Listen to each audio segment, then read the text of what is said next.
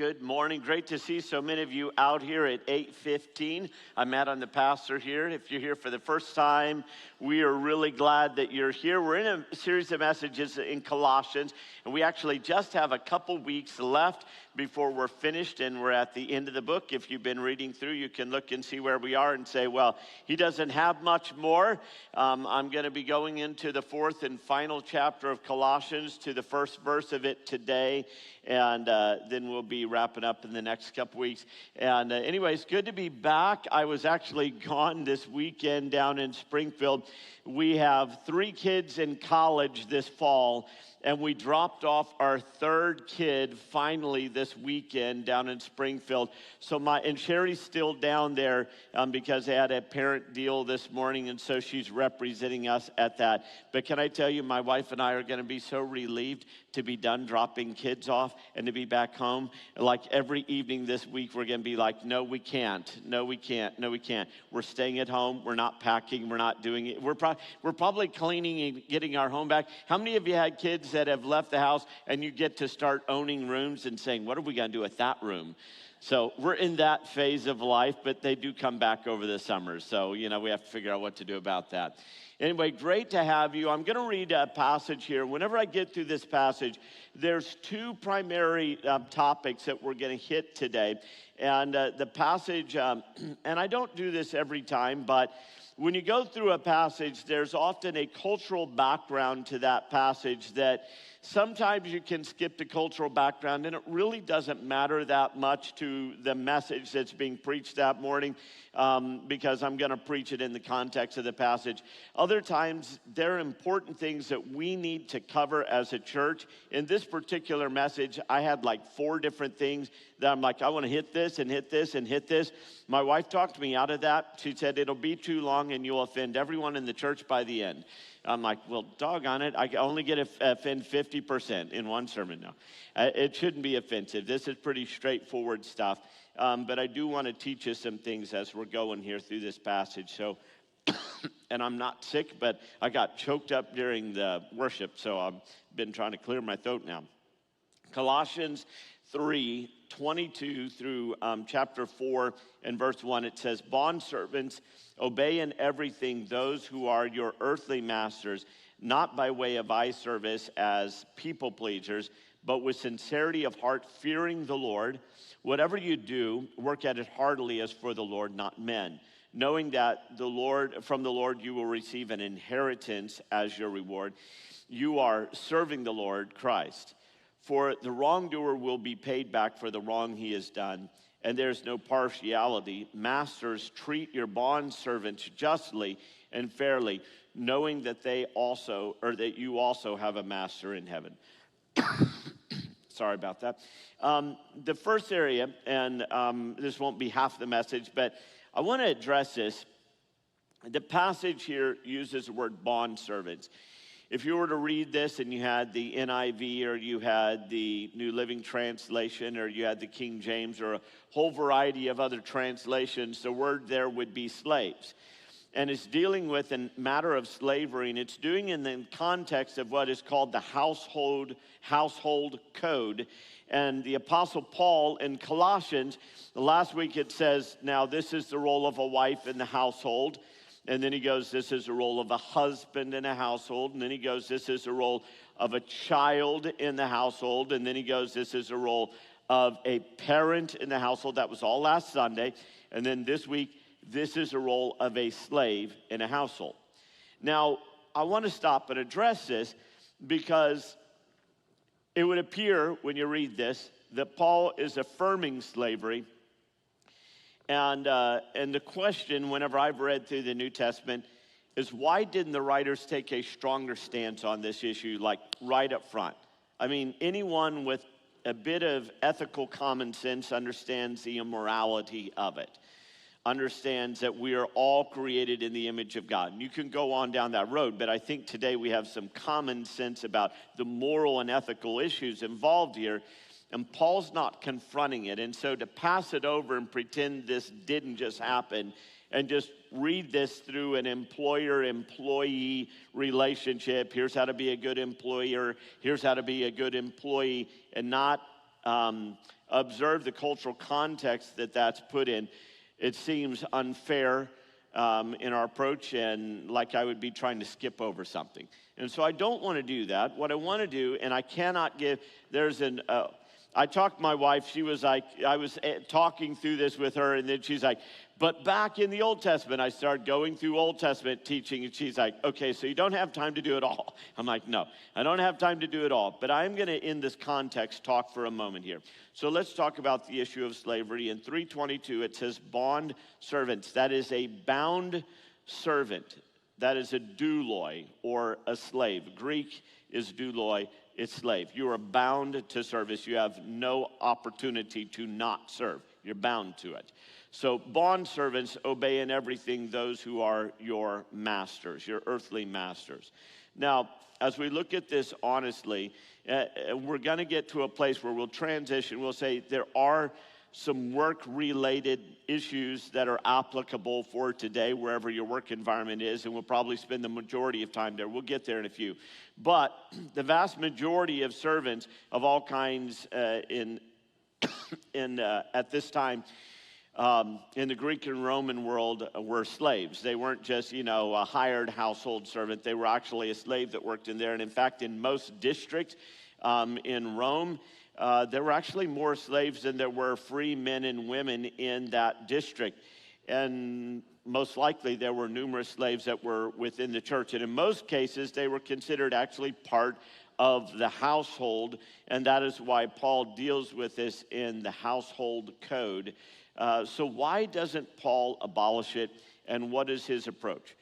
I want to give some other teaching from the Apostle Paul on this issue to kind of round this picture out a little bit. 1 Corinthians 7:21, it says, were you a slave? He's talking about the way to respond in a troubled time that was going on in their area of the world. He says, were you a slave when you were called?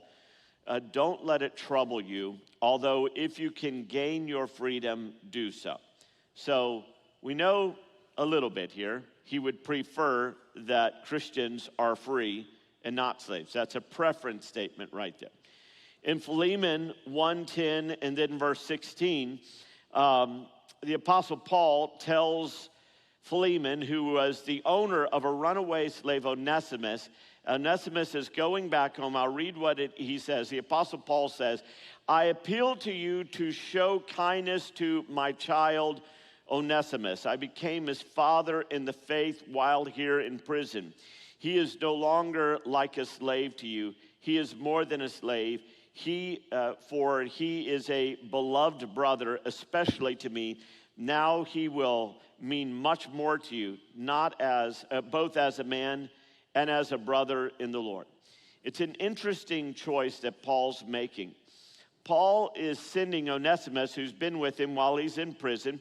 Paul's been writing letters. He's sending the letter back to the Colossian church, to the Philippian church, to Philemon, and also it's believed to the church in Ephesus with Tychicus and with Onesimus and with Epaphras. We've been reading in Colossians about Epaphras and Tychicus and Onesimus, that they're all involved in this journey back with several books.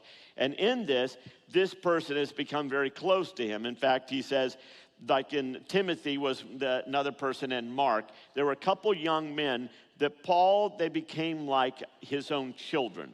Paul wasn't married, didn't have his own children. And so young guys who were ministers like Onesimus, who had been a slave, or Timothy, who was a Greek kind of leader, it's believed, son. Mark, who traveled with him on missionary journeys, and he would pour into these guys. He said, this guy's like a son. Now, what's interesting, if you were to read, and I don't want to encourage you to do it right now, but later on, if you were to read Philemon 1, that entire chapter, the Apostle Paul, some people would say he's manipulative.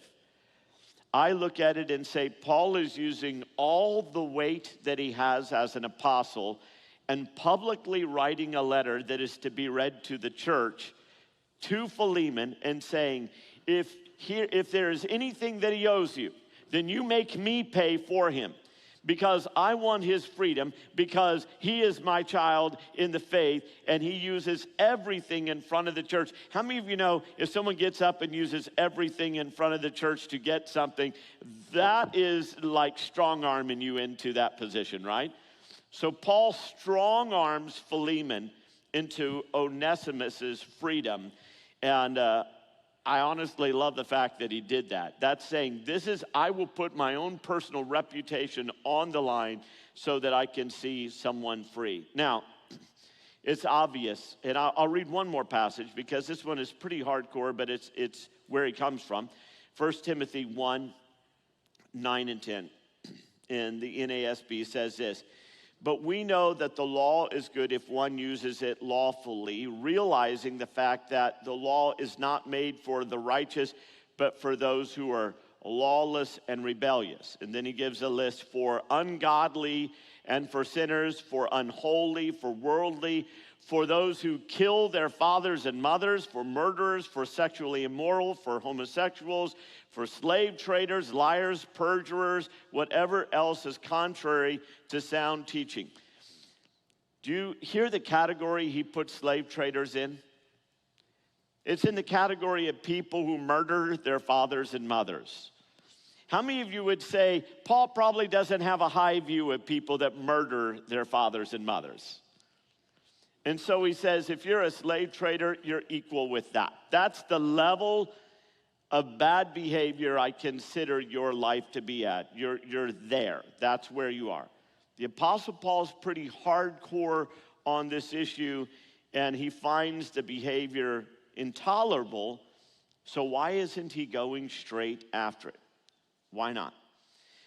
So I'm going to give you just a momentary glimpse of sort of what the cultural background was for Paul related to slavery in his time. In the past few hundred years, there had been the Servile Wars. You may remember those from a history class. During the Servile Wars, there were 3 different ones leading up to the final one in 70 AD, and it's the one that everyone remembers because it was famous for, there's a movie that immortalized it, Spartacus. Anyone ever seen the very old movie Spartacus? Spartacus, being a slave, is leading the slaves in rebellion. And as he's leading in rebellion, the result is the Roman Empire kills each time tens, if not hundreds of thousands of people, as an example. And Rome wins in every one of the Servile Wars. Plutarch, a Roman historian, tells of an account of a slave who killed his master because the master had been so harsh and mistreated him so badly. The result was the locals came together, and apparently this master had 400 plus slaves, and the locals came together and killed every single slave to make an example. You see, for Paul, there was no clear pathway forward to bring freedom to slaves, but he could elevate their dignity in the church to say, this is your brother. And then to specific people say, you put it on my account, but you set that brother of yours free. And then to say to them, you're not working for an earthly master, you're working for a heavenly. You keep your eyes on who you really work for. Everything's really for God. We're doing it for God. And then he tells them to get your freedom, if at all possible. And then his judgment on slave traders and telling Philemon to take Onesimus back as a brother. In fact, the early abolitionists often referred to the teachings of Paul as a proof that the slave is our brother and that the act of slavery was reprehensible. So while Paul doesn't have the power or the means to abolish slavery, what he does is he gives the teachings that will effectively undermine it and that abolitionists used for years to begin to say, no, this is my brother, and I'm going to treat him as such. And this is reprehensible before God to be involved in any way in something like slave trading. And it became the teaching that undermined it so that it was no longer present in our world as we know it. And so Paul, what he was really called to, and I want you to think about this, how many of you understand that Paul was not called to start hospitals and orphanages and to abolish slavery? But out of the spiritual truths that the Apostle Paul and all the apostles preached and Jesus preached, nearly every social vice that has been overcome came out of their preaching, and nearly every social good that has happened in the modern world came out of their preaching. And so Paul took on the role of saying, I'm going to come at everything from a spiritual perspective, and I'm going to allow God to work it out in the hearts of people until they change our culture. Now, here's why I find that important. There's very important times in culture for Christians to step up in an active way. If you look at what Mahatma Gandhi did in India, it was incredibly appropriate. If you look at what Martin Luther King did here in the U.S. in the civil rights movement, it was incredibly important. And there will continue to be incredibly important social things that are an outflow of your natural spiritual life to say, what I believe as a Christian must have relevance in the culture that I live in. How many of you understand that for these people and on these issues, bringing the spiritual teaching of Scripture to bear on culture has been a benefit to our society? Okay. How many of you think that it is still a benefit for the spiritual values you hold to positively affect the culture you live in? So should Christians be silent on critical issues of morality in our culture suddenly, or should we continue to actively promote the causes of Christianity in our culture, believing that it can better our culture? Absolutely. We can see from history that where Christians stepped back when they should have stepped forward, injustices went on far longer than they ever should have. And when Christians have stepped up, injustices have been undone and put down. And so whatever your background is, I encourage you, in a workplace, if someone's mistreated in that workplace and it's unfair to them, where you can be a part of bringing justice, bring justice. Where a lie has been told about someone who's related to you and the family's believing it, you can stand up for justice in moment after moment after moment. Our Christian values and beliefs should be lived out, and they should change the world around us. And I love that what Paul taught became that not just the spiritual reality that was always true, but it eventually became the physical reality that every one of us were created in the image of God, and the overflow of that has only been blessing for mankind. And so I hope that as a church in America, we will continue to value that role in our culture. Now, I do want to hit and take this second half and just talk about, so what does Paul say that can affect us today positively where we are about our workplace? And let's hit these things real quick. Quality number one that I pick up from Paul, and I'm going to give you 4 qualities. Go ahead and write them down. 1, 2, 3, 4. You ready? Okay, here you go. The first quality that Paul talks about is a quality of integrity. How many of you think we could use some more integrity in the workplace? All right, everyone say integrity. It is not going to hurt us to have a little bit more of that in the workplace. So Colossians 3:22, bondservants, obey in everything those who are your masters, not by way of eye service. Here's where we get into it. Not by way of eye service as people pleasers, but with sincerity of heart, fearing the Lord. That whole passage is interesting, but it's the idea of saying, you know, I am going to try to have the right heart about my work. I'm going to try to not just do it because when you're walking past, you'll heard the phrase, when the cat's away, the mice play. Is your workplace like that? If the boss isn't in that day, man, it is hang out and have coffee and talk and, you know, sit at each other's cubicles and all that. That's great that you have connection and relationship. But how many of you know we also got to get the work done, right? And so I'm big on, man, have relationship in the workplace, absolutely. But we also got to be working at a level to where we're saying, whether they're watching me or not, my own integrity says, I really got to do the job they've employed me to do at a high level. I got to feel satisfied with myself. How many of you got to feel satisfied with yourself at the end of the day, right? Because you know who you are. And so some people, struggle with that transparency. Some people, I love this little story. Some folks are maybe too transparent. And so whenever it says to have integrity, it doesn't mean to just show everything every attitude like, hey, okay, I'm going to have integrity. I'm going to let them know what I think about this and what I think about that and what I think about the other. How many of you have been in management and boss and you're like, I don't need to know everything every employee thinks about everything I do? And you are in employee positions, think that way as well. I don't need to hear every complaint the boss has about everything I do every day. That's too much as well. I read this little story. A guy, when he was interviewing for a job, sat down with the boss, and as he was interviewing, the boss asked him that dreaded question, what do you think is your worst quality? You ever been asked that question? How many of you are like, I don't want to answer that? I'm going to get, don't even ask it. You're going to get a fake answer anyway. And here's one of the best fake answers. The best fake answer is with this, and I've interviewed a few people in my day. I feel like I'm just too honest. You ever heard that one? Or I feel like I'm just too hardworking at times. I feel like I'm just too honest. And the boss says, well, I don't feel like that's a very bad quality, to be honest. I value honesty. And he said, well, I don't really care what you value. It's like, yeah, you're maybe too honest. You got a point there. Maybe you are.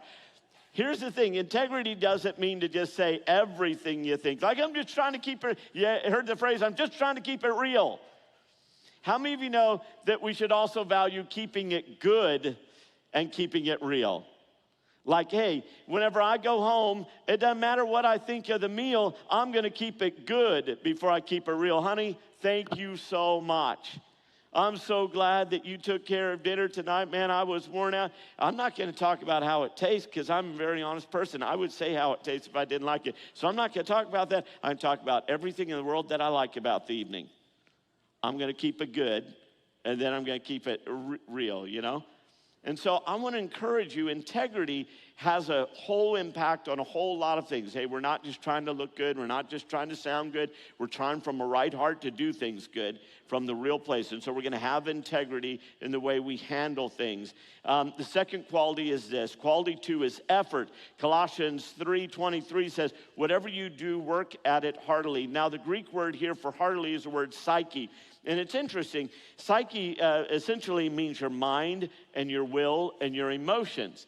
It's saying work at it with a whole self into it. Now, how many of you know that it's easier to work with your whole self into something that you actually like doing?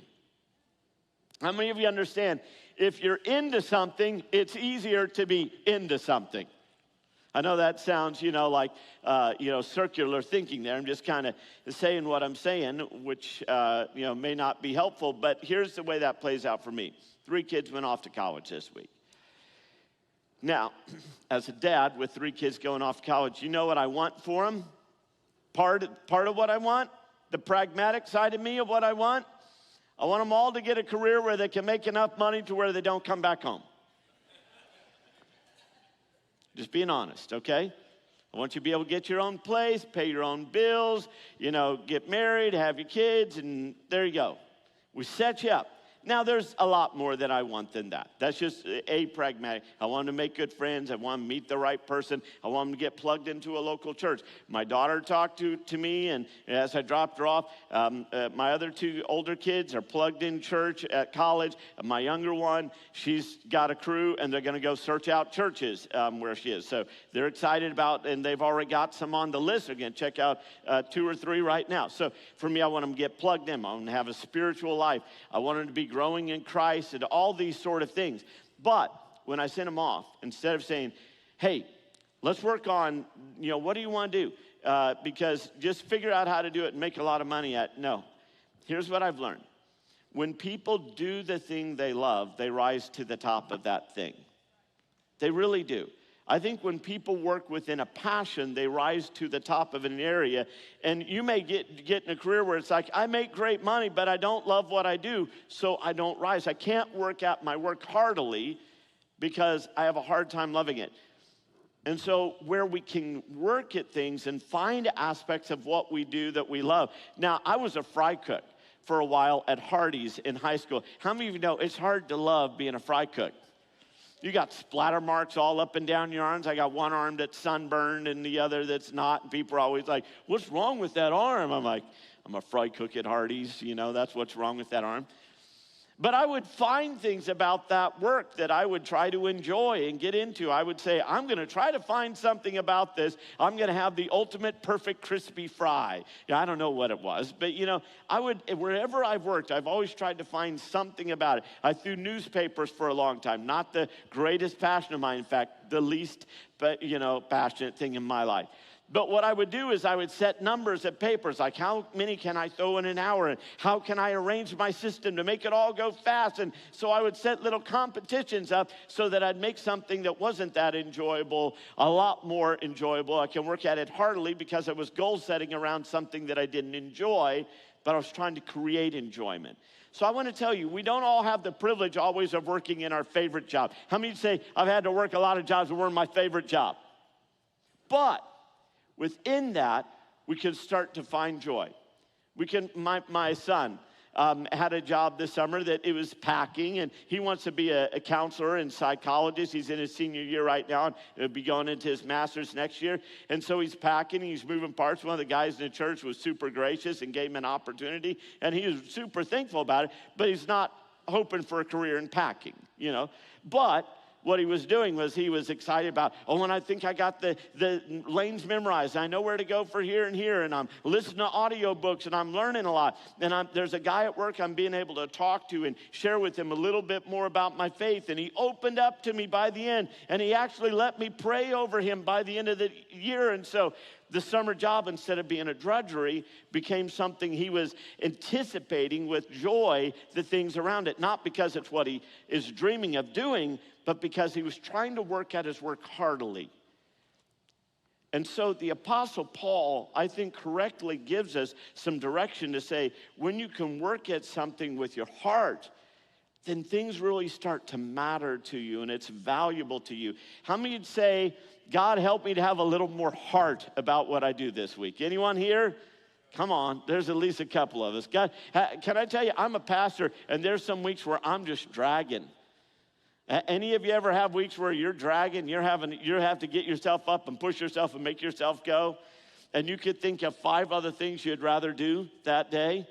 God, help me to work heartily at what I'm called to do. The third quality is motivation. It goes right from the one into the other. Colossians 3:24, 23 and 24. Whatever you do, work heartily as for the Lord, not for men, knowing that from the Lord you will receive an inheritance as your reward. You are serving the Lord Christ. He's really making that point hardcore to these folks. He's just saying, listen, it's for God, it's for God, it's for God. Think of everything is for God. You're doing it for God, right? Doing it for the Lord, working for the Lord. Now, I was talking to my wife about this once again. I was like, that concept is this sort of out here in the ether concept, working for the Lord. But in what way, how am I actually working for the Lord? Yeah, and for me, that's easy because I'm a pastor, so it's pretty direct connect. I'm like, yeah, I get how I'm working for the Lord. But if you're driving a truck across the, Kansas City area with bags of Fritos in the back, you might be saying, I don't know how taking Fritos to Price Chopper in North Kansas City is working for the Lord. And there's other things like that where you're like, I'm not exactly sure how that's working for the Lord. And so I thought I'd just give you some perspective on that. I believe, number one, whenever we're working and we have integrity, that's expressing the heart of God. And people, how many of you know that people need to see Christians that live out the character of God? In every workplace, they need to see Christians that are working heartily. I mean, they have a good attitude. They're working hard. They have a great work ethic. They're putting their back into it. They're showing integrity in the workplace. And so you look at it and say, wherever I'm working, I want the character of God seen in me. I want to be joyous. I want to be encouraging. And I want to be praying and saying, God, show me, like my son did. God, show me where there's spiritual need this summer in my summer job so that if I can speak into a situation, I would love to be that guy. And God did that because he was praying that way and leaning that way, and God created opportunity. And so we go into it, one, working for God, saying, I'm actually sort of a missionary for God. not sort of, I actually am a missionary for God in my workplace. The old phrase, you're the only Bible some people will ever read, or you're the only Jesus some people will ever see. Whichever way you want to do that quote. The reality is that's true, and so Jesus has planted you where he's placed you. Now, the other side of doing everything for Jesus is the concept of really, we were created to work. And we're like, no, back in the garden, it was so you just chilled and ate, fruit all day long. Isn't that what they did back in the garden? Except that one tree, they weren't supposed to eat that one. But other than that, it's just go around and name animals and, take it easy. Genesis 1:28. Said God blessed them and said to them, this is before they fell into sin, said, be fruitful and multiply, have some kids, fill the earth. And then it says this phrase, subdue it and have dominion over the fish of the sea, over the birds of the air, birds of heaven, and over every living thing that moves on the earth, and subdue it. The commission was to understand and control the vast resources of the earth. It was to know and understand. Maybe people have called this kind of the dominion proclamation or command of God, where God tells mankind, hey, you're going to spread throughout the world and you're going to be subduing the planet, not in a destructive way, but in a caretaking way.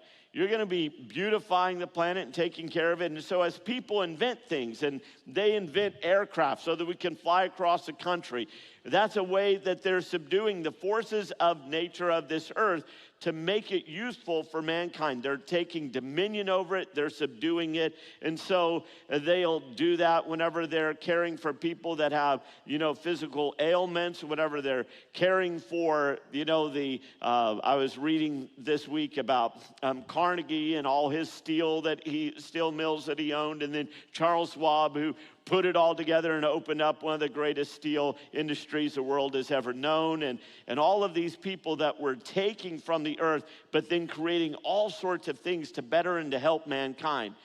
And so what I would tell you is anytime you are working, I believe that work can be something where God is saying, yeah, you're fulfilling the dominion and the subduing command that I gave to mankind on the earth. So the next time you're changing the diaper, you're subduing the diaper. Okay, there you go. For God's glory. You're subduing the crazy hair when you give the next haircut. You're subduing the boards when you do the remodel project or you build the new home. You're subduing the brake pads. Whenever I have a struggle subduing brake pads. The last time I did them, that was this summer on my son's car. I chipped a hole in my driveway. It's asphalt, so it's okay, with my wrench. I was like, because how many of you had those moments with cars? Don't work on cars. That's what I've learned. It just makes you angry. Take it to the shop. I cannot subdue brake pads. But when you subdue whatever it is, the numbers as an accountant at work, you're doing it for the glory of God. And in all of this, I believe the character of God is shining through your life. And so you just keep saying, God, I want to do what I can do so that I find fulfillment in the work you've created me for. Some of you will change occupations. I forget the average number. It's something like 6 or 7 times. I don't know what it is. It's quite a few times that people will change. As you come to your next change, and many of you inevitably will, can I encourage you, when that next change comes, before you do it, would you stop and would you pray? And when you say, Lord, I would love to work someplace where I can work heartily, where I can be motivated, where I can be excited, where I can be passionate. Would you lead me into that next thing? Would you give me a picture of it? Would you show me what you see me doing so that when I make the next change, it's in a forward-moving direction in exactly the way you've created me for? How many of you know that God created you to be gifted at some things and there's other things you're never going to be great at? Brake pads is probably out for me. Mechanic, I don't have the emotional disposition for it. Brain surgeon would be just as bad, and you can't throw the tools in that room either. So you just, so there's certain things that are not going to be for me and other things that will be. And so when that next change comes, and maybe you're right in your sweet spot and you found it and you're there, would you seek God in that process, though, and do what he has for you to do? The last one that he mentions is justice. In Colossians 3:25, it says, "For the wrongdoer will be paid back for the wrong that he has done, and there is no impartiality." I want to read the next verse. The next verse, Colossians 4, verse 1, says, "Masters, treat your bondservants justly and fairly, knowing that you also have a master in heaven." The wrongdoer will be paid back for the wrong he's done. Masters, treat your bondservants justly and fairly, for you have a master in heaven. God will pay back. Now, who is God speaking about right here? Who's Paul speaking about? Is he talking about the servants? Is he talking about the employees or the employer? Right in the middle, he's saying, hey, listen, God will handle any wrongdoing. He'll pay you back. Or is he talking about both? Is he saying, if you won't work hard and you don't have integrity, man, God's tracking that? Is he talking to the boss saying, if you're not fair with your people, you don't take care of your people that work for you, you don't look out for them, you're not just with them, God will take care of you? Or is it both? I don't know. But I think it applies to both. I think God right in the middle of it says, listen, it's really, your work is about me. I want you to pour yourself and your heart into things. I want you to treat people right when you do. I want you to have integrity. I want you to find something you can put your heart into. And I don't know where you are. Maybe you're in this place where you're like, man, I'm so happy. God just provided, and now I'm in the perfect spot, and this is where I want to be the rest of my life till I retire. In fact, I might even postpone retirement for a while because I love it so much. Why would I, quit? I don't know. And maybe you're so unfulfilled and frustrated by where you work that you'd quit tomorrow if you had another job offer and the money allowed you to. You're just done. I don't know. I know with as many people as attend here, man, people are in all different places. But what I do know is, one, we can choose our attitude right where we are and start to say, Lord, help me to make something of this right now, right where I am, because I want to be in a position to be blessed. The way you get in a position to be blessed is you get your heart right where you are, okay? So right where I am, I'm going to get my heart right, and then I'm going to trust you to lead me and to show me and to give me some direction. It may mean you got to get some more education. You have to do some night classes while you're working where you are so you can make your next transition. I don't know. But I think if we would start to pray over it, really sincerely pray over it. God, lead me. God, lead my wife. God, lead my husband. God, lead my kid. Show them the thing. Lead them into the thing so that they can pour their heart into the thing they were created to do. Show me. And so that's what I want to do. With every head bowed, every eye closed here, just in the room for just a moment, with everyone ready to pray. If you're here and you'd say, I've got kind of one of those work concerns, and boy, I'd love a prayer of blessing and direction over my life today, would you raise your hand real high and say, I'm kind of in a spot where I could use that? And a whole ton of hands are going up.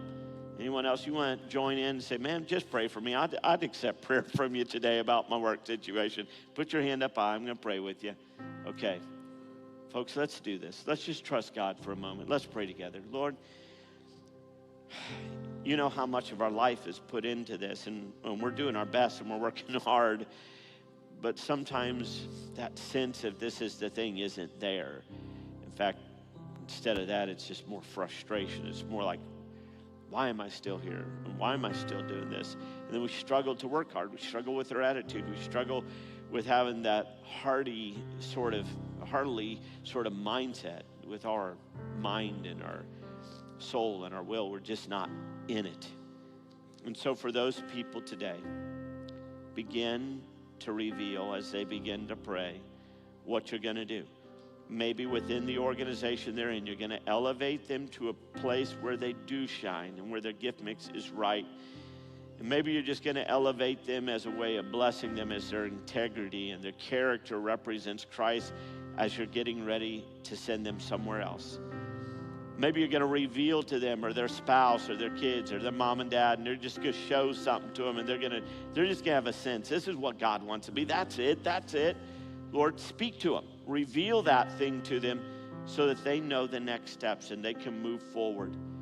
But I pray in all of it, Jesus, you would shine, you would be seen, you would show in us and in our workplace. I pray that grace over each person here in Jesus' name.